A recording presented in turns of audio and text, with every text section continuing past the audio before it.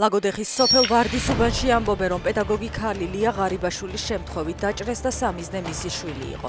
ქალს სახლის ეზოში ესროლეს. მეზობლების თქმით, თავდამსხმელმა ღამით ვერ გაარჩია, რომ ეზოში შვილის ნაცვლად დედა გამოვიდა. მათივე ინფორმაციით 32 წლის კაცი ძველ მეგობარს ეზოსაც ჩაუსაფრდა.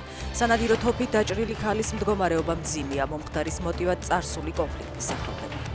პუტინმა დუმას ოკუპირებულ ეგრეთ წოდებულ სამხრეთ ოსეთთან თანამშრომლობის შეთანხმების რატიფიკაციის კანონპროექტი წარუდგინა. დოკუმენტი მოსკოვსა და ცხინვალის საოკუპაციო რეჟიმს შორის სხვადასხვა სფეროში თანამშრომლობის გაღრმავებას ითვალისწინებს. პუტინმა და გაგლოვებმა ხელშეკრულებას ხელი გუშინ 9 მაისს მოაწერეს. კანარის კუნძულებზე ის საკრუიზო გემი ჩავიდა, რომელზეც ჰანტავირუსის აფეთქება დაფიქსირდა. გემიდან მგზავრების ევაკუაცია მიმდინარეობს. გაძლიერებულია უსაფრთხოების პარამეტრები. 100-ზე მეტ ადამიანს ვირუსის ნიშნებზე შეამოწმებენ. არსებული ინფორმაციით სიმპტომები არავის აღენიშნება. ვირუსის იშვიათი შტამის გავრცელების თავიდან ასარიდებლად მიმდინარე ოპერაციაში 23 ქვეყანაა ჩართული. 1 აპრილის შემდეგ ჰანტავირუსით გემის 3 მგზავრი გარდაიცვალა.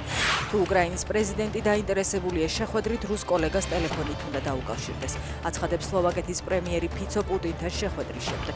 ის გუშინ კრემლში იმყოფებოდა და როგორც დღეს ამბობს, რუსულ მხარეს ზელენსკისგან შეტყობინება გადასცა. ფიცოს თქმით, ერევანში შეხვედრის დროს ზელენსკი მას უთხრა, რომ მზადაა პუტინს ნებისმიერ ფორმატში შეხვდეს.